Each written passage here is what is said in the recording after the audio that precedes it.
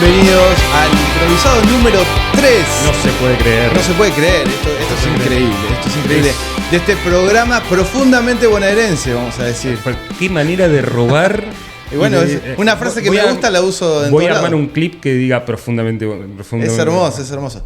Pero mirá, en el programa pasado en el primer programa, tuvimos a Marcelo Tursi, que es del interior. En el segundo programa tuvimos a el señor Juanjo Becerra, que es de Junín. ¿Dónde vive? Bueno, los dos viven en La Plata.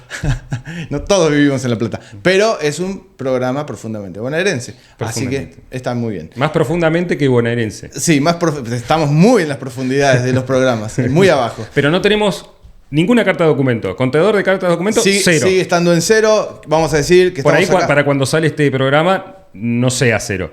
Tal vez, pero en principio, sí, esperemos que Juanjo no nos mande ninguna, ni que Marcelo se haya ofendido por algo y nos mande Puede alguna. pasar. Sí, Todavía sí. no han llegado. Eso es lo bueno de las demoras de los correos.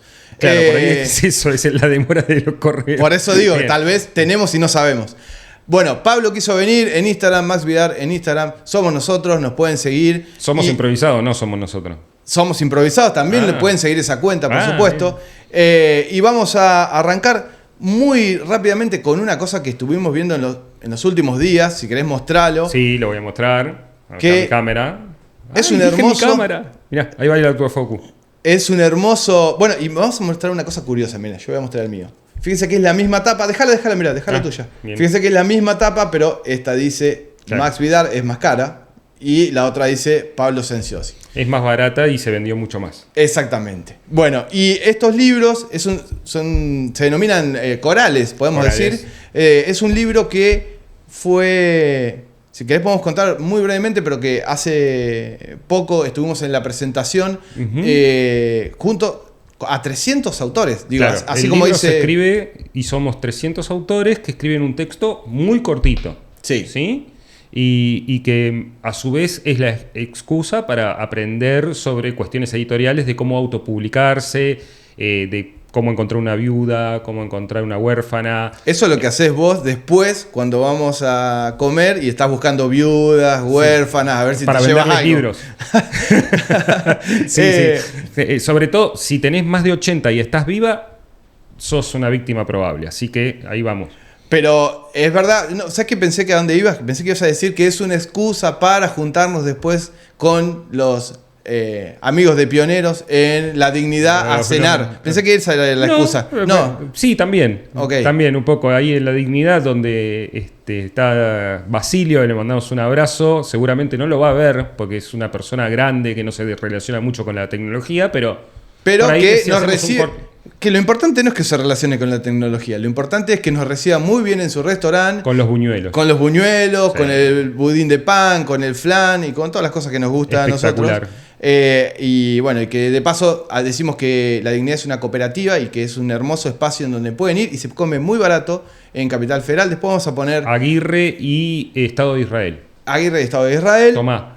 Te la acordaste muy bien. Yo, como pongo GPS, nunca me acuerdo las calles. Pero hermoso lugar. Y bueno, ahí nos fuimos a charlar post presentación del libro. Y nada, hay que decir que esto es una locura, otra de las tantas de Cassiari, que es esto de juntar 300 tipos, o en realidad 300 tipos no, 300 autores, porque son mujeres y son varones, a charlar sobre un único tema, en este caso, consejos que no sirven para nada. Y en ese sentido me parece que es una apuesta bastante divertida y que a la vez yo creo me llevo más que toda la cuestión editorial, me llevo más los amigos que otra Impresionante, los grupos que se van armando de afinidad y bueno, algún día vamos a contar una historia que está detrás que la verdad que es muy jugosa y tiene que ver con la censura. cosa. Exactamente, sí. ¿No? Vivimos algo muy espectacular desde todo punto de vista, desde el ideológico, así que en algún momento lo vamos a contar bien. Mientras la cámara... No, o sea que para mí el autofocus se está mareando con el TAS ese de Looney Tunes. Lo sacamos a la mierda. Pero bueno. Bueno, buenísimo. La verdad, este libro fue muy divertido de hacer, así que los invitamos a conseguirlo también en Tienda Orsay. Pero ahora vamos a lo importante. Tenemos un invitadazo hoy. Vamos a meter una placa y tenemos un invitado que es un gran amigo personal. Qué nivel, ¿eh? Pero que además es un grande, ¿no? Un grande con mayúsculas, ¿no? Una persona, acá se acaba de develar, Hernán Moyano, que además no me alcanzaba, voy a decir que no me alcanzaban el espacio de la placa para poner todos los títulos que tiene, porque es director, es guionista, productor de cine, pero también podría haber puesto que es montajista. ¿Sí? Hay un montón de... bueno, también es escritor. Te presento un amigo. Sí, así que bienvenido Hernán Moyano a Improvisados. Ahí le abrimos el plano. Ahí está Hernán. ¿Cómo andan, chicos?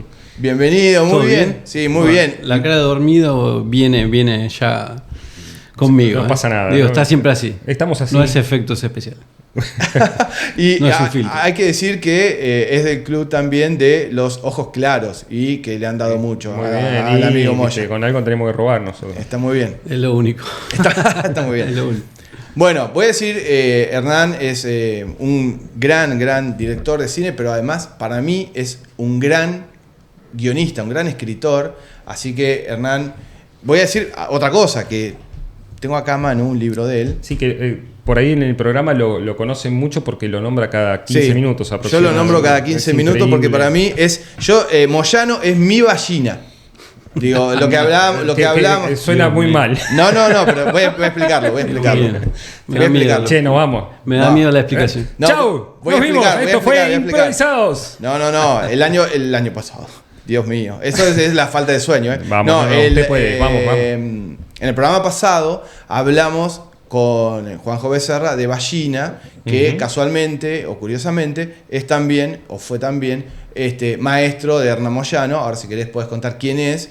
Y esa relación que tiene o tuvo Hernán con Ballina es la que yo tengo con él. Yo siento que él de alguna manera es como mi maestro en la escritura. No solo porque me ha dado los mejores consejos de la vida en términos de escritura. No escribas. Y ese hubiera sido un mejor consejo. Y en este libro le he robado mucho. Así que, bueno, vamos a hablar un poco, si querés, Hernán, contame primero esto, de la relación con la facultad y con Ballina, con este maestro que aparentemente ha cambiado cabezas a varios acá en La Plata. Sí, bueno, Carlos, la verdad que un poco nosotros lo conocemos, digo nosotros porque hablo en plural. Yo creo que cuando haces cine hablas en plural, viste, que te volvés casi colectivo. Como Riquelme, viste, que habla en tercera persona, bueno... porque es una cosa colectiva, entonces voy a decir mucho nosotros. Bueno, lo conozco de chico, creo que de antes de empezar la facultad, y siempre nosotros estábamos tratando de filmar cortos y cosas, diciendo que queríamos hacer películas, y el único que nos prestaba atención era Carlos, que de hecho nos daba plata para que vayamos a filmar, ¿no? Como, bueno, tomen, váyanse a filmar un corto o algo. Era el único que creía en que no estábamos locos y que realmente íbamos a filmar algún día en la vida.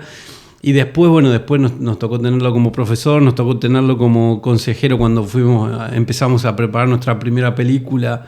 Ya en el primer año de la carrera de cine, él estaba como docente en cuarto año en dirección, y siempre era como las ganas de llegar a cuarto año para tenerlo como docente. Así que siempre él estuvo, siempre cuando nos ha tenido que cagar a pedo, cuando nos ha tenido que confrontar, lo ha hecho, cuando nos ha tenido que apoyarnos, ha apoyado. Y además es un tipo que, digamos, teniéndolo al lado como ayudante en su cátedra, creo que estuve como 8 años con él. Yo la verdad que sé que hay gente que no le gustaban sus clases porque es un docente que es como bastante freestyle, y eso a mí me encanta, eso, y ahora lo tomo, ahora que doy clases, como no es esos docentes que vienen con la estructura de cómo va a ser la clase, ¿no? Como que por ahí tiene un disparador, una provocación. Caótico. Claro, tiene una provocación y tira esa provocación, y a partir de eso empieza a irse por las ramas, a hurgar, a profundizar en distintos temas, y a mí siempre eso me encantó. Hoy lo trato de hacer en las clases, pero para mí siempre fue un motivador, que me parece que es como algo súper importante para un docente, además de lo académico, que Totalmente. Sea alguien, sobre todo en cine, viste, que es como una cosa tan difícil que te genere, que te contagie, y la verdad que él siempre confió en nosotros, viste. Y en esa época nosotros, cuando empezamos a hacer cine, y sobre todo cine de terror, que es un poco lo que empecé a hacer, éramos como en un principio los locos, los psicópatas, los equivocados, los raros. Y entonces uno busca, viste, como alianzas, pequeñas alianzas, viste, como alguien, un mínimo, una mínima cuota de confianza. en esa carrera que es muy compleja, que todo el tiempo estás dudando. Digo, me pasa hoy que todo el tiempo estoy dudando de las decisiones que uno toma, más allá que uno tenga experiencia y demás, todo el tiempo estás en duda y te tratás de apoyar en eso, como en gente que confía o que te da una palabra de aliento. Y bueno, y Carlos, hoy por hoy, hace un rato nomás charlando con los chicos, antes de entrar, estaba repitiendo frases de él, digo, siempre, claro. Digo, con mis alumnos, en la vida, en general. Sí, cuando alguien te marca, te pasa. No, yo creo que para bien o para mal es un tipo que ha marcado a varias generaciones de estudiantes de cine, de periodismo, y es un tipo que sigue activo, que sigue filmando. Entonces para mí es un ejemplo, ¿viste? Así que está en todos mis libros en los agradecimientos, está en los agradecimientos de mis películas. Hace tiempo que no hablo con él, pero para mí él está todo el tiempo presente. Está presente todo el tiempo. Sí, está presente todo el tiempo. Bueno, hay que decir que Hernán, su primera película que la mencionó fue Habitaciones para Turistas, y que fue ahí donde nos conocimos y empezamos a transitar la vida juntos. Porque no digas hace cuántos años. No digas hace cuántos ¿cómo años. transitar la vida? Todo suena mal. Y bueno, un poco es así. De la mano, vamos de la mano. Pero es verdad que, nada, eso fue, mirá. Habitación para Turistas se estrenó. No digas cuándo. No, se estrenó en 2004. Sí. A la miércoles. Pero cuando yo te conocí fue bastantes años. 2000, debe haber sido 2001. 2000, yo no me acuerdo. 2002, sí. 2001, 2002, por ahí. Sí. En la crisis. Nosotros nos conocimos en una crisis, por eso todavía seguimos siendo Este programa grandes es una amigos. crisis, así que seguimos en la misma. Pero a partir de ahí, digo, voy a nombrarlas porque así no me olvido de ninguna, pero digo, para que confirmar el tenor del invitado que tenemos hoy, digo, te grité una noche, Caja Acertijo, 36 Pasos, No me regresó, La Masacre esta noche, Sudor Frío, que tiene récords que batió récords, digamos. Ahora hay nuevas que creo que le han pasado, pero en su momento creo que eran, ¿cuántos espectadores? 90 y pico mil de espectadores, que para esa época era como bueno, hoy imposible, digo, hoy pocas películas llegan a ese número, pero claro, para esa época se convirtió en la película de terror más vista de la historia. Y además, después de muchísimos años que no había una película además de terror. Sí, claro, que no se estrenaba comercialmente una película de terror en salas, habían pasado décadas y bueno, fue como una película que abrió cierto camino, pero igual a mí viste que vos me conocés, a mí no me, como todo ese recorrido está buenísimo, pero los títulos, director, productor, ahora cuando lo veo en otro que se presenta, ¿no? Y dice yo soy productor, director, me da fiaca, te juro, me da fiaca, porque a mí cuando me preguntan qué sos, ¿cómo te puedo definir? Que muchas veces me pasa cuando voy a hacer una nota, algo, me dicen, bueno, ¿cómo te presento al aire? Y yo digo realizador. Y cuando me toca presentarme a mí, Busca Vida. Había una serie que hacía Patricio Contreras y Brandoni, que veía yo de chico, que un día vendían peines en el micro, y al otro día vendían lapicera, y al otro día tenían un emprendimiento de no sé qué. A mí esa serie me marcó, yo soy eso, un Busca Vida. Bien. Pero yo sé que, yo sé, y por eso lo hago a propósito, sé que renegás de toda la carrera que tenés, pero que en algún punto creo que mi camino de devolución hacia vos es ese, es como decir, loco, este chabón hizo más que la mayoría en el país y hoy estás viviendo en Paraguay. Sí, yo siento que todo ese recorrido, digo, como lo que uno hizo, ¿no? Como más allá de enumerarlo, yo siento que detrás de todo eso siempre hay algo que creo que yo te lo dije a vos, Max, y que se lo digo a mis alumnos, y que esta idea de contagio yo siento que el más grande valor que uno puede tener ahí, digo, más allá de la pericia, la experiencia y demás, es como el valor, ¿no? Como el valor de decir, bueno, hice lo que tenía. Cada vez que ahora pierdo como el rumbo, de que pierdo las ganas, a veces que me pasa por el estrés, que estás filmando un proyecto y te agarra un estrés y decís, che, ¿para qué? No tengo ganas de ir al set hoy, o no tengo ganas, ¿por qué me metí en este quilombo? Y uno enseguida vuelve como a por qué quería hacer yo esto, ¿no? Y cuando era chico, cuando yo era muy chiquito, yo soñaba con hacer esto, ¿no? Entonces, se lo digo a mis alumnos, es como, ustedes tengan un norte, digo, o es la plata, o es la fama, o es el reconocimiento, o es que cuando eran chicos querían hacer eso. Claro. Y que quieren seguir sentir orgullosa a ese nene que quería hacer eso y hoy lo está haciendo. ¿Viste? Entonces. Sí, te iba a preguntar por eso, por la motivación de ir al terror. ¿Qué es lo que surgió ahí? ¿Por qué te metiste en este género que es tan particular y por ahí no con tanta tradición a nivel nacional? Y mirá, yo creo que tuve noción relativamente hace poco por qué fue, ¿no? Y yo me acuerdo, viste, esas reuniones de padres que se juntan con los grandes, están viendo películas y los chicos están en una pieza jugando. Y me acuerdo que yo me aburría y me escapaba y me metía como abajo de una mesa para ver qué estaban haciendo los grandes. Y me acuerdo que una noche puntualmente que estaban viendo 2 películas, me acuerdo puntualmente, yo era muy chiquito, pero me acuerdo puntualmente que una era una película de guerra llamada Los Gansos Salvajes y la otra era una película de terror, que yo en esa época no sabía cuál era, pero que me acuerdo que estando ahí abajo de la mesa, escondido, mirando, espiando, me generó una sensación que yo no entendía, que no había experimentado hasta ese momento y que me recorría todo el cuerpo y que era muy extraña y que después de eso me dio ganas como de volver a experimentarla. Después, mucho tiempo después, entendí que era miedo y entendí que llegué a la conclusión de esa película, Noche de Brujas, es una de mis películas preferidas. Pero entonces esa sensación nueva para mí es lo mismo, me marcó y dije quiero experimentar esto.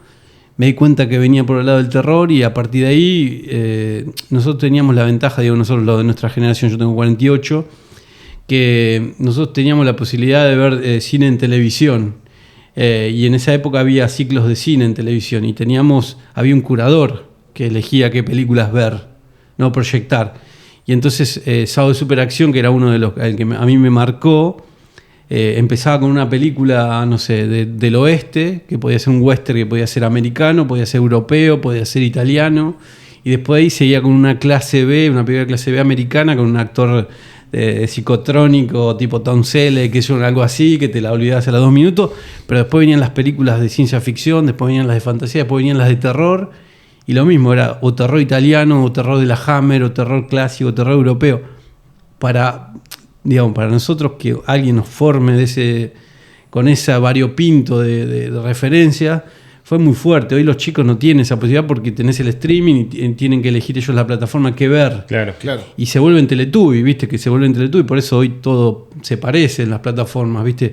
La gente, por eso el algoritmo sabe lo que consumís y te da exactamente lo que consumís. Lo que hacía ese algoritmo de Sábado de Superacción es darnos todo lo contrario de lo que uno imaginaba que íbamos a ver. Y te sorprendía que hoy eso no pasa tanto. Claro. Y incluso ayer charlábamos de esto de lo que pasa ahora con esto de que te mastican las películas, también para que con esto de que no estás con la atención plena en la pantalla, entonces te tienen que masticar todo el tiempo, acordate que te dije que este era el malo, acordate que este es el bueno. Es que es un problema porque el otro día no me acuerdo dónde escuché y me encantó, digo, no se puede vivir con greatest hits, digo, como ese que entras a la casa y ves que solamente tiene grandes éxitos. Sí. Y eso no es el grandes éxitos de Deep Purple, el grandes éxitos de Queen, y eso no es conocer la discografía de Queen o de Deep Purple. Tenés que escuchar todo. Tenés que escuchar también lo malo, ¿no? Como o tal vez no es lo malo, es lo menos popular. Lo menos popular. A mí, en ese sentido, me gustan mucho los shows que hacen estelares, que cantan todas las canciones que no son hits. Claro. Porque justamente no es que no son hits, simplemente no tuvieron la rotación que tuvieron otros temas. Y entonces, pero además, bueno. Tenés que ver, eso es algo también, incluso lo hago, paso ejemplo de películas que para los alumnos son como malas. Tenés que ver cine que no te guste. Y también tenés que ver películas que no comprendés, que no entendés, que no llegás a comprender en ese momento. Me pasa bastante seguido. El sabor de la cereza. No, pero digo porque... La de Jim Carrey, el resplandor de una mente. Esto no resplandor de una mente, sí me acuerdo. Miércoles. Pero, no la entendí, Viste, pero hay películas que pasan por lo sensorial o que abren sentido o que es eso, como no te interesan. Pero tenés que tener como ese variopinto. Si vos solamente ves lo que te gusta, es un problema, porque no sabés si hay otra cosa que te puede llegar a gustar, emocionar. No probás. Sí. Claro, estás viendo siempre lo mismo, estás como como el caballo. Y el algoritmo te ofrece eso, seguir viendo lo mismo que te gusta. Claro, es una trampa. Entonces ahí es donde el gusto musical, cinematográfico, literario, se recorta. Obviamente el literario no pasa porque todavía no hay, por suerte, un algoritmo que te diga qué leer, pero a nivel cinematográfico es eso, es como hay que ver películas malas, hay que ver películas que a veces yo me obligo, por ahí no soy tan fan de cierto tipo de cine y me obligo a verla igual, porque tengo que tratar, me pasó con mi viejo, por ejemplo, en su momento, que él veía solamente lo que había en televisión y demás, y veía solamente cine americano, ¿no? Y yo le traía, que yo, vamos a ver esta japonesa, no, que no me gusta el idioma. A partir de la aparición de las plataformas, la parte buena es que hoy ve películas. Ayer vi una piba turca, una islandesa. Eso no pasaba. Claro. Pero antes no lo hubiera visto. Una buena a la plataforma. Una buena. Sí. La distribución en ese sentido, bueno, en este sentido el algoritmo, si detecta que te gustan películas de varios países, te va a mostrar de varios países. En ese sentido por ahí está bueno. Claro. Pero sí es verdad que recorta como el MP3, digamos, que te recorta las puntas y solamente ves lo bueno del... Claro, es un limitador forzado. Por eso viste, es como el famoso limitador forzado. Y yo la verdad que no quiero que me limite el algoritmo. Y yo digo, porque yo te conocí como productor, pero después, digamos, tu rol como guionista tomó más vuelo. Como nosotros tenemos más un público de literatura, te quería preguntar sobre, digamos, de estos roles que vos podés ocupar dentro del equipo cinematográfico, en este plural que hablabas al principio. Bueno, yo creo que el guión es lo que más te gusta, pero digo, contanos vos ahí sobre eso. Sí, empecé como productor porque cuando estaba cursando el Albert Thomas acá, el colegio industrial, un compañero, el hermano, tenía una productora de publicidad de cine en Capital, y entonces él sabía mi amor por el cine y me ofreció ir a hacer pasantías. Y entonces yo me escapaba de los talleres, me iba todos los días a Capital en el tren, a Constitución, y volvía en el último tren. El original. El original, que tardaba 1 hora y media. No. Y volvía en el último. Si perdía ese, me quedaba en Constitución vagando. No sé, tenía 16 años, 15 años.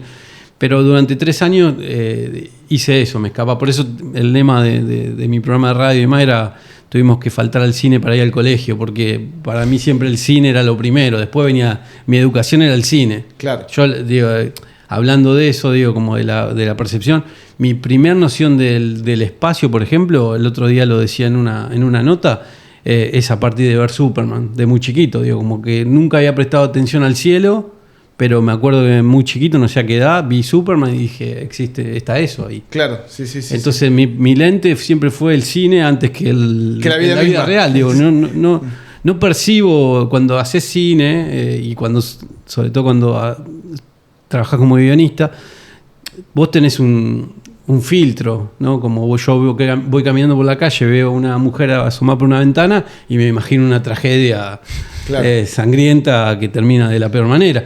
En cambio, otro la va a ver como una cuestión melancólica, se le va a ocurrir otra cosa quizás más colorida. Eso es natural, cada uno tiene un filtro, ¿no? Y entonces, a mí el guión lo que me gusta es eso, que yo el mundo no lo percibo musicalmente. O sea, voy caminando y todo lo que veo para mí no tiene interés si no lo estoy viendo como desde la cinemática, ¿no? Claro. Como si le estoy yo poniendo mi música, mi movimiento, mi giro de guión. Me parece muy aburrida la realidad. Por eso a veces cuando escucho gente que le pide a las películas que sean realistas, me agarra como me hierve la sangre, porque digo, no le pidan realismo al cine, digo, como déjenme que podamos construir universos, que es un poco lo que más me gusta contestando un momento de la parte de guión, que sí que es lo que más me gusta, además de dirigir, es que uno crea universos. Lo más lindo es, no sé, ahora terminando mi nueva película, es que uno crea lo que se llama diégesis, ese universo, esa lógica de qué va a suceder, cómo se van a mover esos personajes, y después cuando crea un equipo de trabajo, toda esa gente, si te ayuda a construir que eso que vos imaginaste en papel se vuelva realidad, cuando vos ves a tu actor vestido, a tu actriz vestida como lo imaginaste, hablando de la forma que vos lo imaginaste en los ensayos, y empieza a cobrar vida ese mundo que vos pusiste en papel, es lo más emocionante. Por eso, para mí, cuando vos trabajás con un buen equipo que te ayuda a concretar eso, pasa a ser parte de tu familia, porque vos decís, me estás ayudando a cumplir tenés un poder, sentís que tenés un poder, es decir, como una varita mágica. Yo hice esto en papel y tocaste ahí, y ahora se está moviendo. Qué feo, porque estás desbloqueando una necesidad ahora para nosotros. Nosotros hasta ahora éramos escritores y ahora queremos más. No.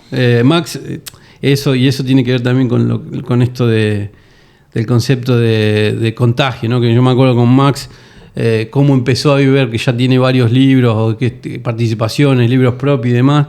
Me acuerdo de las charlas previas de muchos años de decirle, tenés que hacer lo que vos tenés ganas, tenés que hacer algo, vos podés ser eres un profesional increíble, pero tenés que hacer algo para vos.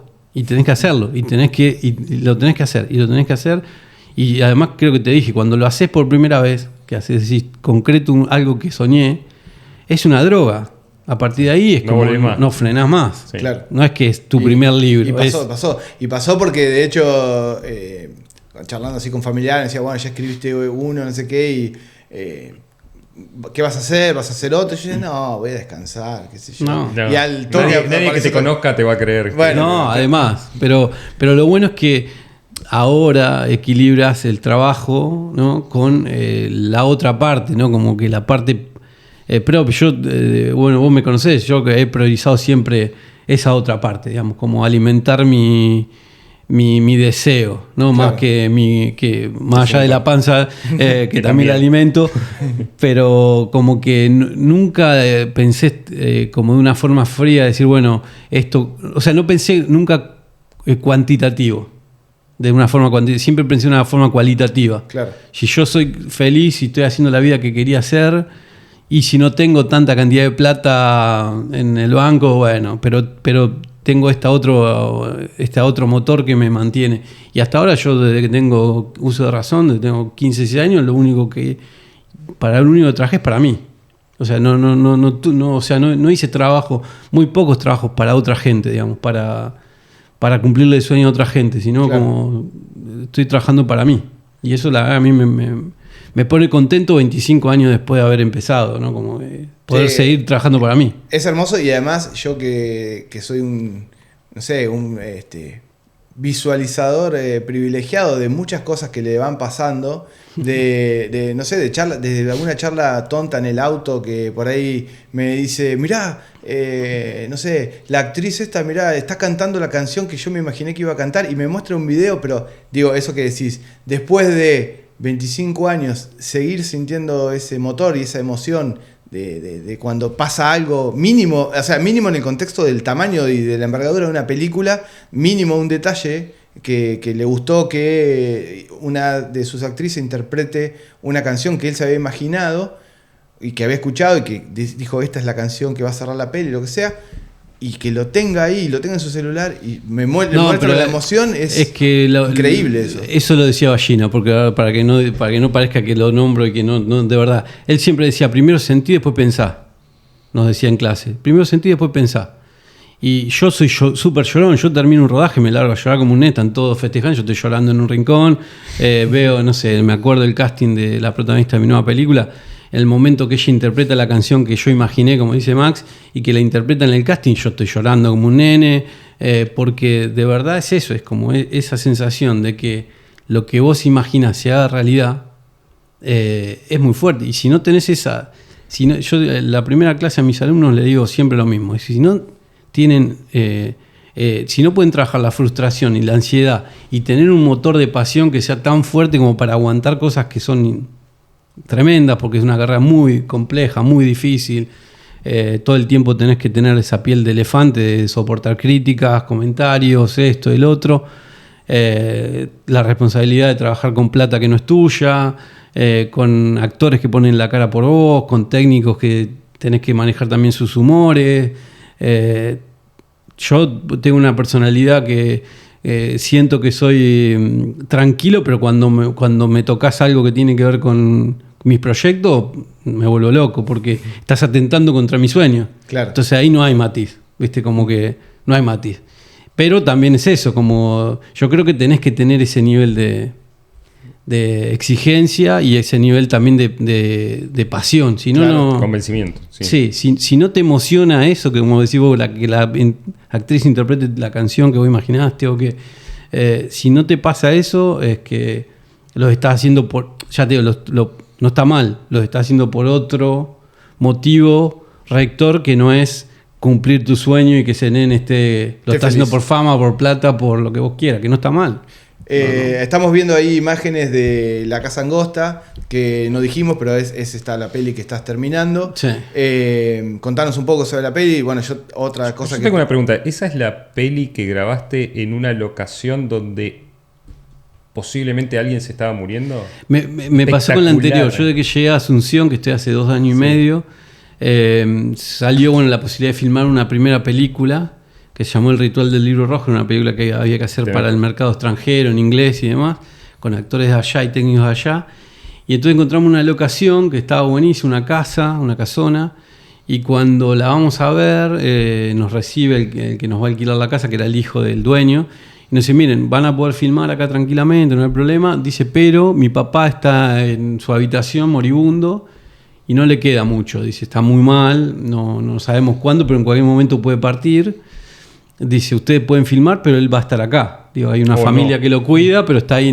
Y entonces, claro, eso es lo que yo les digo del filtro que tiene un guionista. Cuando vos escribís, ya empezás a entender estructuras que te está dando la realidad que tenés que trasladar a una película. Cuando a mí alguien me dice, hay un señor moribundo en una habitación, yo no sé en qué habitación está. Es espectacular para un argumento. Claro, ya te está dando como el punto de partida. Entonces vos ya empezás a escribir, ¿no? Como en tu cabeza. ¿Lo escribiste? Claro, él me dice, está acá, se puede morir en cualquier momento. Entonces yo le digo a los productores, pero ¿qué pasa si se muere en medio del rodaje?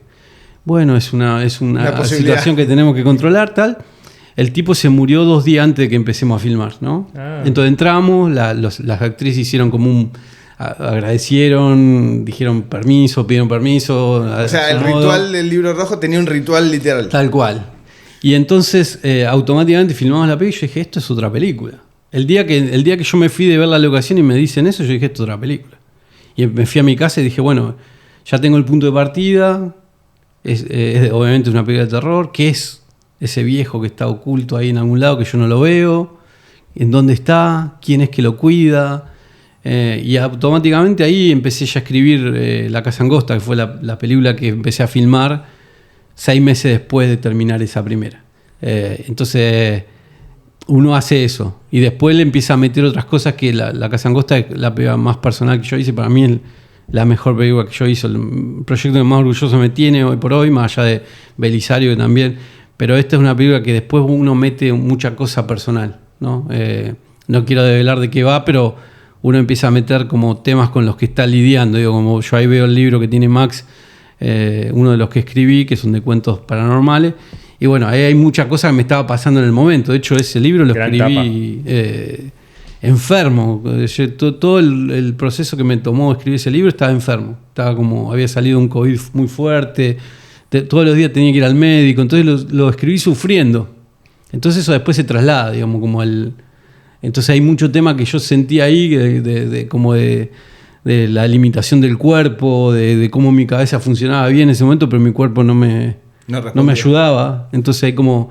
Y en la película es lo mismo, como uno tiene la estructura que le regala la vida, ¿no? Así de sorpresa, y después uno empieza a eso, como bueno, ¿cuál es el tema de esta película? De La Casa Angosta. Entonces ahí uno cuando encuentra el tema, todo se ordena, porque ya tiene el norte. Entonces bueno... Pero esa premisa fue fundacional. Sí. Fue automática. Y La Casa Angosta está, el título, fui a llevar ese libro, un ejemplar de ese libro a alguien que me lo quiso comprar y se lo llevé a la puerta de la casa enfrente de donde era la clínica Mater Dei, creo, 45, 12 y 13, sí. 12 y 13, 13 y 14. Sí. Ahí, y le entregué el libro al chico que me lo compró y vivía en una casa que me paré y lo estaba mirando a él y miraba la casa que estaba atrás y la entrada era súper angosta. Y me acuerdo que él entró a la casa, nos saludamos y yo me anoté en mi teléfono La Casa Angosta. Y ese es el título de la película, digamos, como que eso es lo que el filtro que yo les digo que te pasa todo el tiempo, o sea, que tenés cuando que estás entrenando en la cabeza y tener las antenas abiertas ahí todo el tiempo el tiempo. A mí me pasa a otro nivel que es con lo visual, que estoy todo el tiempo mirando carteles que mal diseñados que están, pero es más o menos lo mismo, digamos, es como estás todo el tiempo, como que la profesión se te hace carne y no podés dejar de ver de la misma manera. O escuchás un tema en la radio y decís este tema. Claro. No, como este tema. Me acuerdo que me pasó ese con la película iba a terminar con el tema Maldita Primavera de Yuri. Que yo lo escuché un día caminando por la calle en Asunción y dije, es ese tema. Después no pudieron pagar los derechos los productores, porque estaban como $50,000. Costaba más que la película. ¿En serio? ¿Sale eso? Sí, $50,000 para querían para una inclusión en la película. Me compro la casa angosta con Sí, $50.000. por eso. Así que, pero te pasa eso, que escuchás y decís, es esto. Che, era por ahí. Sí, y no es una especie de maldición, hablando de... Sí, es una maldición. Porque no paras de trabajar nunca. No, es una maldición en el sentido de que realmente tu cabeza no parás. Porque además decís, listo, ya está, voy a descansar. Es como lo que decías vos, voy a descansar. Yo me tomo 6 meses y viene alguien y te dice, hay un señor moribundo, y decís, me cagaste la vida. ¿Para qué me contaste? No me contés. Sí, totalmente. Por eso digo, pero me imagino también de tenerte en el WhatsApp y que pase algo así y decir, le tengo que contar a Hernán. Que te llegue un mensaje de tus amigos, che, Hernán, esto es una película. Sí. Yo te he mandado algunos reels de a veces que salen cosas que también digo, che, esto... Sí, también está eso, como uno filtra, ¿viste? Como porque ya me pasó mucho cuando estaba en la época más de productor, que mucha gente decía, tengo esta idea que es buenísima, te la voy a contar, y te la conté y decías, no. ¿Viste? Decías, no, está buenísima, pero... Entonces hay como también el filtro, o sea, el multitask de pasar por todos los roles de la producción cinematográfica. Lo que te da es que si trabajaste en producción, puedes entender la lógica de la complejidad de esa película, pero si sos guionista podés entender la estructura, y si estudias más o menos el mercado, que es algo que a mí me apasiona mucho, saber cómo funcionan las películas, qué géneros venden más, por qué elementos, podés entender si esa película no tiene un recorrido largo, claro. ¿No? O eso que los americanos llaman el high concept, como el concepto que se puede expandir, ¿no? Entonces yo todas mis pelis, qué sé yo, las imagino expandidas, ¿no? Entonces yo ya tengo la película, pero ya grabé el podcast, el audiolibro, que escucho a uno de los personajes, lo escribí, lo grabé con un locutor, lo edité, y entonces como eso. Y con Max, en su momento, cuando hicimos Sudor Frío, lo que hicimos era la película Sudor Frío, pero a mí se me ocurrió hacer un cómic que cuente como lo previo a la película. La última viñeta del cómic era la primera imagen de la película. Entonces se repartió como 15 días antes en la revista La Cosa, se regalaba gratis el cómic de Sudor Frío, entonces vos veías lo que había pasado antes de la película. Si querías saber cómo continuaba, ibas a ver la película. Claro. Espectacular. Entonces ese universo, digo, ¿no? Max en todo lo que era gráfica continuaba la narrativa. Era como transmedia en una época que no existía la transmedia. Sí, de hecho, no está el concepto de transmedia. En esa peli vos inauguraste algo que ahora es bastante común gracias al streaming. Pero en ese momento, ¿qué Tweetcam. Sí, con Tweetcam, pero sí. ¿Qué año fue eso? Fue 2010. 2009.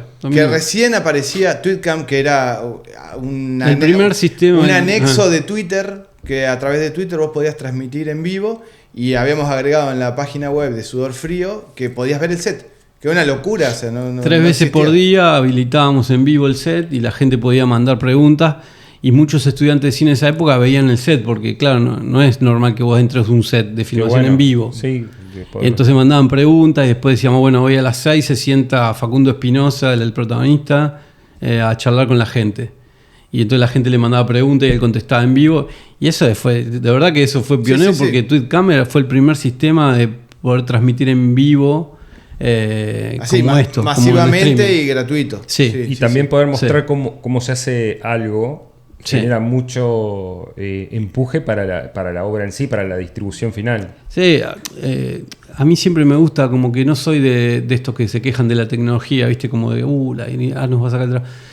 En su momento, cuando salió, lo primero que salió fue Blogger, me acuerdo, que era como esta posibilidad que te daba de armar un blog. Sí, y yo en esa época me arrepiento mucho. No, yo armé 1000 blogs, pero armé uno de la productora y me acuerdo que lo que hacíamos era... Siempre, eso nos dijo Ballina otra vez, vuelve todo el tiempo. Dijo Ballina, me acuerdo del primer corto, antes que empecemos a estudiar cine, nos sentó y nos dijo, les voy a enseñar cómo se arma una gacetilla de prensa. Tienen que saber cómo armar una gacetilla de prensa. Ustedes hacen un corto, se pasan el pasaje de la Rocha, mandan una gacetilla, profesionalmente. Porque comunicar bien su trabajo es el 80% del éxito. Siempre nos decía lo mismo. Usted tiene que comunicarse bien. Entonces nosotros comunicábamos como si éramos una productora gigantesca y éramos 4 pibes que no tenían para el micro. Pero en nuestra comunicación era inició, no sé, la preproducción y una foto. Entonces en ese blog contábamos casi a diario de cuando empezamos un proyecto, hoy reunión de elenco y una foto. Se repasó el guión, no sé qué. Hoy visitamos las locaciones, fotos. Entonces era como un diario. Y entonces en esa época me acuerdo que muchos estudiantes seguían el blog de nuestro. Porque veían cosas que en otros lados no. Claro, sí, y muy de cercano, porque éramos pibes que no teníamos un peso, no era que era una gran productora. Éramos claro, pero ellos. que de hecho las grandes productoras ni siquiera lo hacen tampoco. Entonces era como un lugar más donde aprender, básicamente. Era eso, era como nos equivocamos con esto. Por eso tiempo después saqué un libro que se llama El Manual de Cine de Género Latinoamericano, que lo que era como todas esas experiencias que nosotros nos habíamos dado la cabeza contra la pared. Entrevisté a 80 colegas de Latinoamérica, les dije, bueno, cuenten desde un lado súper cercano y desde, no sé, desde el guión, desde la producción, desde la dirección, desde, no sé, efectos especiales, fotografía, den tips y cuenten cosas con las que se encontraron y cómo las solucionaron, pero eso, desde un lugar de no tener presupuestos gigantes, sino de resolver con lo que había a mano. Y entonces siempre como la idea de eso, de compartir la información y no que parezca una cosa como estanca, de no, estos hacen cine, son iluminados. Por eso a veces no me gusta cuando se te presenta, ¿viste? Te dicen, no, este es un grande, un genio. No son iluminados, es un oficio, charlando con los chicos afuera. Es un oficio, mi viejo pintaba casa, yo hago película. Mi trabajo tiene mejor fama, obviamente, tiene mejor prensa. Pero es un oficio, digo, más o menos complejo. Es un oficio, no deja de tener una lógica, ¿no? Como más allá que hay un montón de imponderables que no puedes controlar, pero sí, bueno, hay una lógica. Y tiene una visibilidad diferente. No sé, hoy mencionaste, por ejemplo, Belisario, que ahí también, digo, vos, yo sé que lo tomás así como que es un oficio, pero por ahí yo creo que te das cuenta, pero es tu humildad la que hace que no cabalgue sobre eso, pero Belisario, que es una peli hecha para Full Dome, yo sé efectivamente todo lo que investigaron para que eso se pueda hacer, porque no existía, o sea, básicamente lo inventaron. Entonces, digo, hay un montón de ese camino recorrido que está bueno que la gente lo conozca, lo vea y sepa que hoy me pasa esto, ¿no? Que vos nos estás dando casi una clase de un montón de cosas que tienen que ver con esto de poder inventar las cosas, no esperar que sucedan, ni que todo el mundo la esté usando. Digo, no. Mi vida siempre, si me decís, yo soy un punk, en el sentido de eso, de como, de hecho así lo pensamos cuando estábamos haciendo esas películas independientes que muchos se nos reían.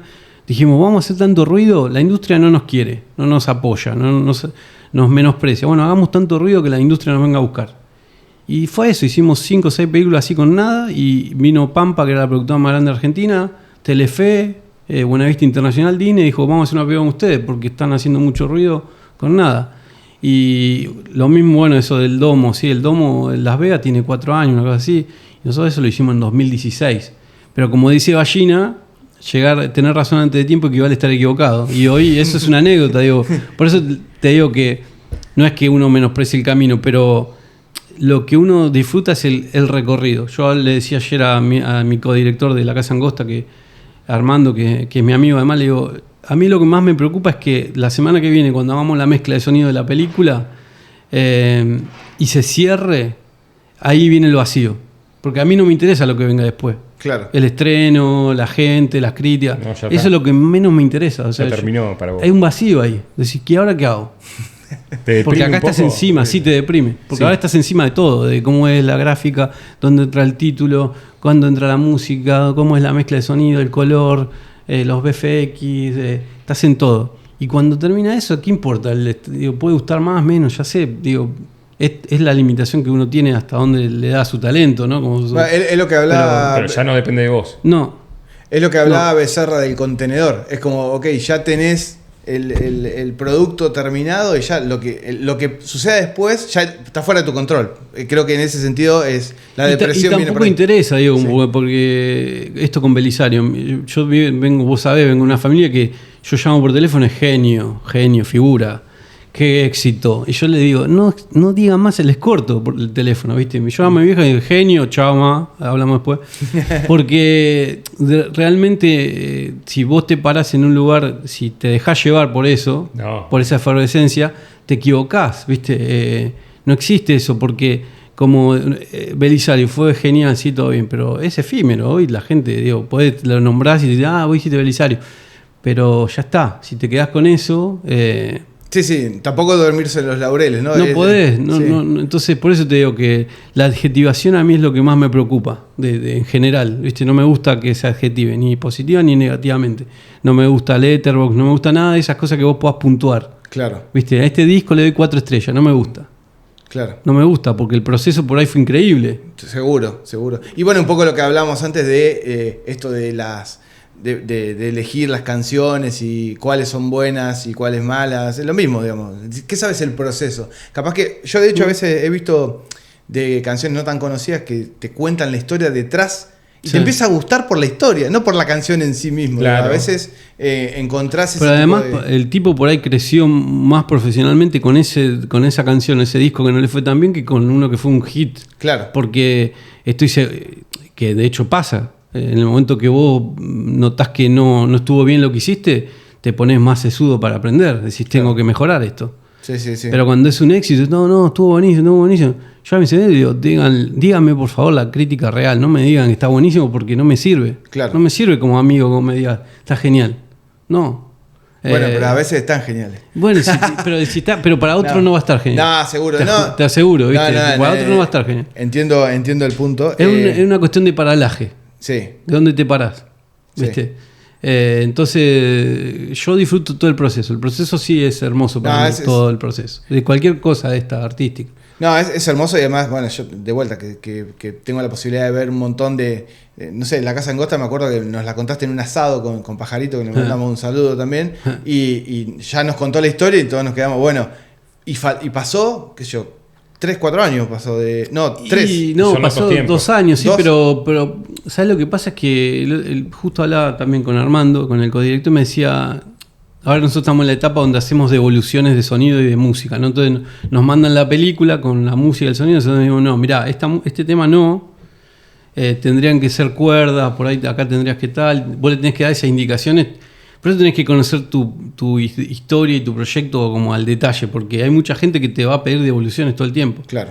Entonces me acuerdo que había una escena en La Casa Angosta donde la protagonista estaba como en un momento ahí bajo y yo le dije al músico, mírame, ahí necesito que entre su leitmotiv, su tema, ¿no? Que le identifica y que esté un poco desarmado, con cuerdas, pero chiquito, desarmado y que vaya virando hacia algo oscuro. Y el otro director me dijo, ¿sabes que no sé si es por ahí? No sé, ¿te parece? Sí.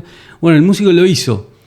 Y a mí me encantó. Y el otro director me dice, ¿sabes que la estaba viendo? Y dije, qué guacho, ¿cómo sabía exactamente que tenía que ir eso? Porque no había otra forma, no había otra. Y yo decía que eso es una cuestión de guión, le digo. No es ni siquiera de dirección, es una cuestión de guión. Porque vos conocés tanto ese personaje, sabés que en qué punto está ese personaje. Claro. Sabés que es el último momento donde va a haber como un brillo y después se va a poner todo muy oscuro para ella. Entonces, es una cuestión de guión. Entonces, por eso está bueno conocer, digamos, las distintas ramas, ¿viste? Yo siempre digo, si querés ser director, tenés que saber montaje y tenés que saber guión. Claro. Mientras más cosas vos puedas conocer de eso, más te va a ser fácil trabajar, ¿viste? Sí. Entonces, ya te digo, hay cuestiones que vienen de otro lado, que por ahí uno las piensa como, no, él es guionista nada más. No, vos pensás con imágenes. Y a la vez musicalmente y a la vez, ¿no? Entonces es complejo, es un arte complejo, no es sencillo. Sí, y que tenés que hacer medio no de director, sino de director de orquesta, digo, porque eso, tocar un poquito de cada instrumento, o mucho, porque vos has hecho el montaje de un montón de pelis, pero digo, conocer de todo para poder bueno, sí, ya sabiendo el guión es lo que decía recién, ¿no? Pero igual dudás hasta yo hoy lo llamo al codirector y le digo, no sé si es una porquería. Ayer me acosté y creo que es una porquería la película. El otro día me levanto, la veo y digo, me parece que está buenísima la película. Y entonces estás todo el tiempo así. Bueno, pero es una pesadilla de parte de la maldición es esa. Sí, la maldición es eso, es como la autoexigencia que llega a un punto donde vos querés mejorar y sabés que tenés limitaciones y entonces estás como, ¿cómo hago para superar este límite mío que no...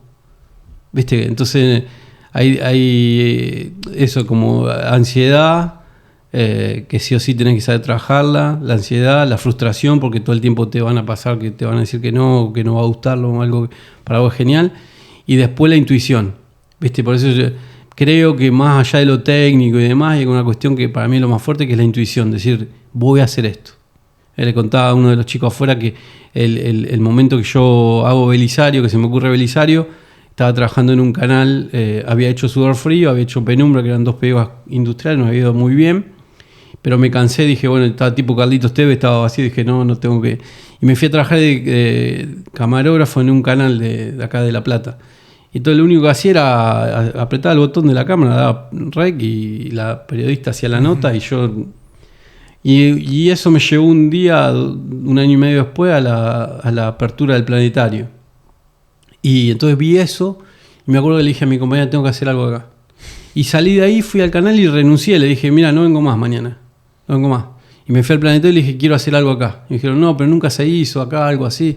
Bueno, vamos a hacerlo. Ahí yo seguí mi intuición. Muchos dicen que yo estoy loco, ¿viste? Porque todo el tiempo armo mi valija y me... Sí, pero tenés que estar loco. ¿Viste? Creo que en el prólogo de tu nuevo libro hay algo de eso. Sí. Para escribir, para hacer cine, demás, tenés que estar loco. Ah, claro, porque el prólogo de Despoblados está a cargo tuyo. Sí, y va por ahí. Para hacer esto tenés que estar loco, ¿no? Si uno se pone a pensar, a mis alumnos le digo eso siempre, si vos te pones a pensar todo lo que va a venir de acá en adelante, cuando decís voy a hacer una película y te dan luz verde, si te pones a pensar, te largás a llorar. Decís, no, ¿para qué dije que sí? Sí. No, yo a veces le mando mensaje a Hernán, me dice, no, estoy corriendo, estoy diciendo esto, no tengo que ir a mirar. Y así está todo el día. Y de hecho, hoy hablabas del sonido, que bueno, una parte la hace acá Germán Surace. Sí, genio. Que es ¿ves? Pero ahí adjetivaste. No, pero sabes que esto otra vez, mira, te voy a citar a Ballina 20 veces para que veas que es cierto. Ballina decía, el secreto de la vida es que hay que rodearse de gente sabia. Gente que sepa más que vos. Y yo tengo un talento de saber rodearme de gente que es más talentosa que yo. De verdad, tenés que rodearte de gente que sepa. Viste que hay mucha gente que le da miedo eso, que bueno, haya tipo que sabe más que... digamos, conociendo a Max, que sería la excepción. Claro. No, él... Le mandamos un saludo a Germán y al Peque. Me agarra vergüenza a mí cuando, te juro, estoy al lado de tipos que...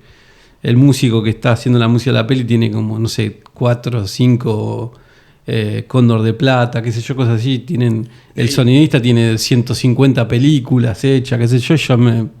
No, y hasta el locutor de esa transmedia extra es un gran locutor. Sí, la peli arranca con un off, con una especie de audiolibro que lo grabó el que es como uno de los más prestigiosos de Latinoamérica, se llama Fernando Solís Lara, que es un chileno, que es la voz de HBO, de MTV, de no sé, de Cosmo. Es la voz que escuchamos todo de chico cuando veíamos todo. Sí. Es él, es Aspen, es no sé, todo, es un tipo, una eminencia. Por eso yo me rodeo de gente así, sé que sé menos que ellos, pero aprendés. No, yo a lo que iba era que, digo, cuando pensás en todo el trabajo que hay detrás de una peli y vas a ver, yo fui a ver una partecita de cómo hacían sonido y es una locura porque yo que estoy acostumbrado a ver capas no sé, en Photoshop o en programas de edición, me sorprendí porque la de sonido era un scroll interminable de cuadraditos. 400 pistas son. 400, una locura, no. Es una locura. Y esas pistas obviamente son o sea, son todos pequeños sonidos, más la música, más el ambiente, más la voz, todo sumado y una locura. Pero ese es el animal de Germán. Yo siempre le digo, Ger, te prometo, ahora le mandaba mensaje, le digo, te prometo que la próxima va a ser de mono, película en mono, o en estéreo máximo. Le digo, porque me acuerdo el día que fui le llevé a Belisario, le dije, amigo, tengo un desafío para que haga. Sí, lo vamos a hacer, lo vamos a quedar tranquilo. Le digo, no, pero mirá que esto no... No, lo hacemos. Pero le digo, mirá que es una pega para el planetario. Sí. Le digo, vení a ver el domo. Vení. Y el día que fue, dijo, no sé si lo puedo hacer. Porque esto no es un cine. Claro, recordemos que en el domo la experiencia es totalmente distinta porque vos estás como acostado mirando el techo y el sonido viene de todos lados. Y lo que este loco quiso hacer además es justamente jugar, Porque generalmente las pelis que hay para domo, como que se proyectan adelante igual. Claro. Como en el cine, casi todo viene adelante. No aprovechan las capacidades del domo. Y obviamente, que hizo todo lo contrario. Y entonces el sonido te aparece de por acá atrás, te aparece de por acá arriba. Y bueno, le forzó a Germán en este caso también. Y el otro día le digo, es una de las pegas más complicadas que hiciste en tu vida. Me dice, no, amigo, es lejos el desafío profesional más grande. Le digo, pero más que Belisario, me dice, no creo que se haya hecho un sonido así en Argentina, en cine, digamos, con ese nivel de porque no el sonido cuenta en esta pega, mucho cuenta. No se puede ver en otro lado, tiene que ser en domo. No, esta se va a ver. Belisario no. Belisario no. Está solamente ahí. Sí, ¿Y cuándo la...? No, ya estuvo 9 años ahí ya en cartelera. Y salió el año pasado y cada tanto la vuelven a poner en vacaciones de invierno. Sí, en vacaciones siempre vuelve. Pero estuvo 9 años digamos, en el planetario. Eso también estuvo bueno porque que vos tengas algo tuyo 9 años en cartelera. Sí. No existe en cine. No, recién hablamos cuántos espectadores la vieron. No tengo idea, no sé. Porque, viste, como que no sabés, entre las funciones de los fines de semana, la de los colegios, las funciones especiales. No sé la cantidad de gente que la vio. Si haces el número, puede ser un número que... Pero no me interesa el número, ¿entendés? Como claro, digo, sí. puede ser un número histórico porque... A razón de 200 personas por función durante 9 años, más todas las funciones de... Una locura. Puede ser un número, viste, bestial para un realizador que no llegás, pero tampoco, viste, como el número no es lo importante. Sí la repercusión, que vos digas eso, como, yo hice el y todavía te digan, yo me acuerdo, la vi, qué bueno. ¿sí? Claro. Bueno, has tenido devoluciones hermosas ahí de los nenes también. Digo, que eso es otra cosa, digamos, más allá de... Digo esto que no te gusta el reconocimiento, bla, pero también hay otra cosa que es la devolución de la gente, en este caso además de niños, que te dejaban dibujitos, y que eso es hermoso. Sí, como cosas hermosas que pasaron. Digo, me acuerdo cuando íbamos a las funciones a veces de chicos de barrios carenciados que no habían ido nunca al cine, o sea, no habían ido al cine tradicional. Y la primera vez que veían algo así era Belisario. Y viste que a uno se te borraron, yo te estoy hablando de la primera película de terror que vi en mi vida, no te olvidas más. Entonces para mí ya eso era como una locura. La primera vez que este chico vio algo mío, ¿viste? Claro, sí, no, eso es ser... Eso es hermoso, ¿viste? Qué sé yo. O ver... Me acuerdo que cuando estábamos generándolo Belisario no había material técnico para estudiar, para saber cómo se hacía. Entonces todo teníamos que hacerlo como a prueba y error. Y en un momento que a mí no me gusta, se trajo como un testeo de empresas de productoras de animación de Buenos Aires, se trajo a varias... Se les mostró lo que se llama la animatic, que es como se ve, pero sin las texturas, pero cómo se mueve la cámara, Y me acuerdo que todas las productoras dijeron, no, esto no, ¿por qué target tiene? Y para chicos, muy chicos, de 4 en adelante. No, esto, los chicos se van a espantar, se van a asustar. No funciona, no. Todos dijeron lo mismo. Y yo le dije a los chicos, esto va a funcionar. Esto va a funcionar. Bueno, pero traigamos nenes y mostremos. No vamos a hacer entrar un nene hasta el día del estreno. Y la primera vez que lo vieron nenes fue el día del estreno. Yo estaba asustado en la oscuridad temblando porque digo, que ahora se paran, se ponen a llorar los nenes, se paran todos, se van y me matan a mí. Y lo que pasó fue exactamente lo que yo sentía que iba a pasar. Todo Otra lo contrario. Los padres se asustaban. La intuición, por algo, viste, como tenés que estar fino en eso. ¿Es la intuición o es el convencimiento de que algo va a funcionar porque lo sentís, digamos, pero no desde el lado de la intuición, sino que del convencimiento? No porque ahí yo no estaba convencido. No, en el momento sí. No, yo no estoy convencido nunca. Imposible, no puedes estar convencido en esto porque vos podés hacer todo lo mejor técnicamente, narrativamente, pero después la piba no gusta. Viste, como que muchos guionistas están pensando, hablando como de escritores, estás pensando en como la complejidad. ¿Te acuerdas cuando hablamos y yo te dije, te mostré el cuento de Abelardo Castillo, por un sendero viene viajando un viejecillo, que es un cuento de una página que a mí me sirvió un montón cuando me lo dieron. Y claro, digo, hay escritores complejos que son difíciles de seguir, que hay que implicarse un montón como lector, pero en cine... El principal consumidor del cine es el hombre de a pie, es el tipo del laburante. Claro. El tipo que quiere ir a distraerse, a ver. Entonces, si yo hago una película súper compleja, la estreno en cine, a la gente no le gusta, yo no puedo decir, son unos hijos de puta. No entendieron nada. No entendieron nada. Yo soy un artista y no puedo. Porque tengo que entender que el principal consumidor del cine es el tipo el hombre de a pie que quiere ir a que le cuenten una historia. Entonces, por eso te digo, si vos tenés ciertos elementos que te podés apoyar, yo me acuerdo que había hecho una entrevista con un diseñador de efectos visuales argentino que trabaja en la empresa de George Lucas, que hizo Transformers, hizo Las Tortugas Ninja, ganó 3 Oscars, bueno, Pablo Hellman se llama. Le hice una nota para mi programa de radio y él me dijo, mirá, yo le dije, vos hiciste Rescatando al Soldado Ryan y hiciste el Transformers. Me imagino que a vos te gusta más Rescatando al Soldado Ryan, te gusta más trabajar con Spielberg. Él me dijo, sí, pero a mi hijo le gusta más Transformers, le gusta más Michael Bay. Y le digo, ¿pero y por qué? Y me dice, nosotros crecimos viendo televisión 4:3 en blanco y negro. Y estaba Transformers. Ese es nuestro cerebro. Los chicos hoy nacen en la era digital con un teléfono, una tablet, una computadora, el iPod, todo. Entonces, dice, yo llego a mi casa, mi hijo está escuchando música, contestando mensajes, jugando a la Play y 5 cosas. Sí. Si no tiene 5 cosas, se aburre. Entonces, su cerebro necesita esa cantidad de estímulo para estar atento. Cuando me dijo eso me quedó. Entonces, cuando venían todas estas empresas y me decían, no, porque no va a funcionar, es mucho estímulo, yo decía... Están pensando con sus cabezas de 40, 50. Pero este tipo me dijo que necesitaba muchos estímulos. Entonces, más estímulos que acá no van a tener nunca en la vida. Porque la música la hizo una orquesta, la orquesta de Bratislava, una orquesta gigante. Entonces, está mezclado 5.1. Entonces, a nivel musical, estímulo, el sonido de Germán es increíble. La imagen es un domo. Entonces, tenés que estar mirando para todos lados. Entonces, más estímulo que ahí no había a ver. Entonces, yo estaba seguro de eso, pero no estaba convencido. Tenía elementos que me daban... Pistas. Pistas de que me daban... ayudan a la intuición. ¿Viste? No tenía certeza, pero tenía pistas. Esto, más esto, más esto. Más una historia de un ratón que viaja al espacio y que viaja en el tiempo, que a los chicos le... Más una estética retro, porque era lo más avanzado de tecnología, pero yo quería que el padre, el de mi edad, entienda que yo le estaba hablando también a él. Entonces la estética yo le dije, Stormy Jerry es la Pantera Rosa. Claro. No quiero ir a algo tipo Pixar, vamos para atrás. Entonces, todo el merchandising era el merchandising retro, el vaso telescópico, la regla que movías y tenía como 2 estados. Yo entonces habíamos pintado la rayuela en la entrada del planetario. Entonces, muchos de los nenes no sabían, la mayoría no sabía lo que era la rayuela. Entonces, los padres le enseñaban a jugar a la rayuela mientras esperaban para entrar. Y entonces llegaba otro papá y veía que un papá le estaba enseñando a un nene a jugar a la rayuela. Entonces, esa era una conexión automática. Por eso mismo funcionó tan bien de que todo el mundo recomendaba Belisario. Yo me metía en redes sociales y era como, esto es un orgullo, vayan a verlo.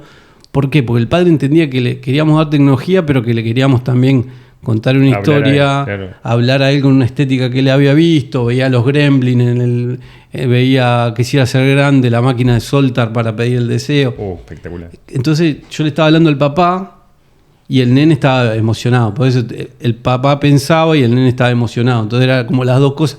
Para eso era ampliar el target, ¿viste? Mi target decía que era para nenes, pero con la tecnología y todo esto yo tenía que ampliar el target a que le guste tanto al papá como al nene. El otro día y es lo que pasó. El otro día hablamos de La Llama que Llama, que hoy estábamos hablando de eso, de que establecía puentes entre padres e hijos, porque ya pasaron 20 años, y entonces era como, bueno, ahora es una serie, y entonces los por padres eso le funciona cuentan... Stranger Things, por eso, claro. Porque la nostalgia es como el papá lo quiere ver porque le quiere mostrar lo que él veía cuando era chico, y él quiere reconocer las referencias, pero a la vez el nene le encanta porque es algo que para él es nuevo igual. Y que además se está contando lo mismo, que todas las historias se cuentan una y otra vez, digo, la misma historia otra vez. Entonces el nene está emocionado con eso, el padre está emocionado reconociendo las referencias, escuchando la música de su época. Eso se hace para ampliar el target, porque está todo muy segmentado. Digo, usted, como dice, nuestro público es público de que sigue la comunidad Orsay. Sí, bueno, igual eso fue un acto de medio cuestionable, ¿no? Porque no, tenemos un público literario, dijo el señor Max Vidal. Pará un poco. Está bien, lo estudió, le creo. Público literario, yo le creo, improvisados esto. ¿Qué no, le creo que lo estudió. Yo no lo quise interrumpir porque tuvimos unas ciertas charlas donde él me aporta cierta estructura que yo no tengo, por supuesto. Pero dijo público literario y a mí. Y bueno, igual a veces no sé lo que digo, porque no, el aire, claro, el aire hace que uno diga cualquier cosa también. Claro, lo improvisaste. Moya, y escúchame, ¿y cuándo se termina la peli? ¿Cuándo se puede ver? Vamos ya sé que para vos es el vacío, pero para el público que quiere saber.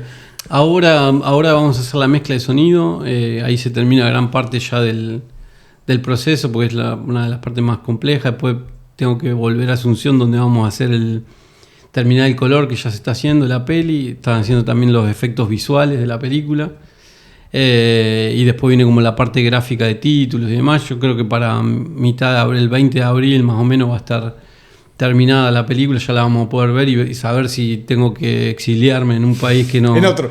Claro, en algún país que no tenga extradición, cambiarme el nombre o puedo seguir estando tranquilo trabajando allá. No sé, vamos a ver. Te juro que... ¿Y tiene planificado así estreno local y estreno en Paraguay? La idea es que se estrene, si todo va bien, si gusta la película, obviamente, en el Festival de Sitges en octubre, o sea que me imagino que estará guardada hasta octubre, la mostrarán a inversionistas, a productores, me imagino que la mostrarán ahí. Pero nosotros la vamos a ver antes, ¿o no? No, el estreno mundial tendrá que ser nosotros. Ahí sí, si vuelvo... Estoy pidiendo una una para exclusividad. Acá, sí, si vuelvo para acá porque voy a estar allá, vamos a ver. Ojalá pueda volver antes de fin de año. Y si no te vamos a visitar. Sí, no si no yo te debo la del año pasado, así que te vamos a visitar. ¿Al final no fuiste? El año pasado no. Pésimo, amigo. Me colgaron los dos. Sí.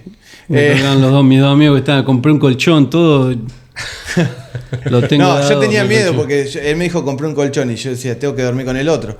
Y me dio un poco de miedo. No voy, ni en me dio un poco de pedo. miedo. Compré un colchón, todo, llené la heladera que solamente tengo agua siempre y... Agua y limón. Agua, nada más. Te juro, no es mentira.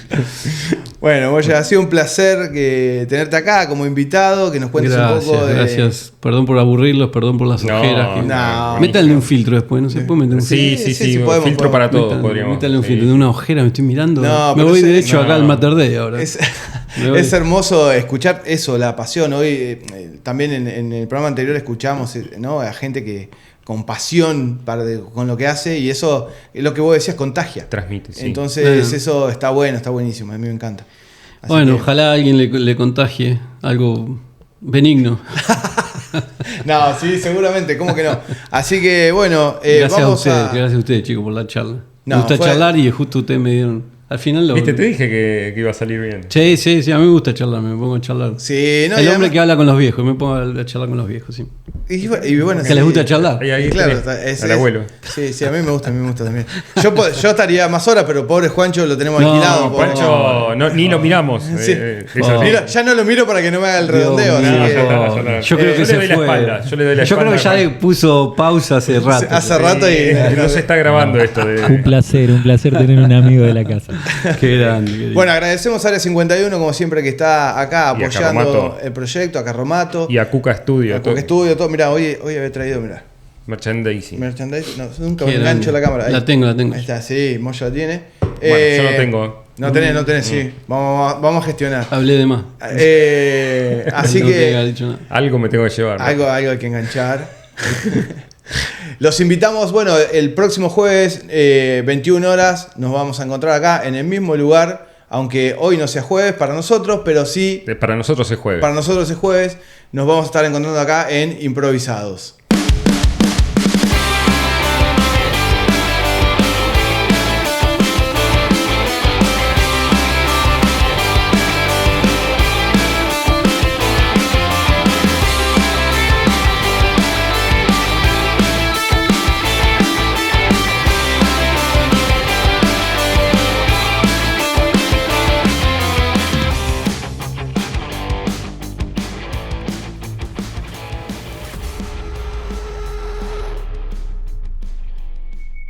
Despoblados de Max Vidal.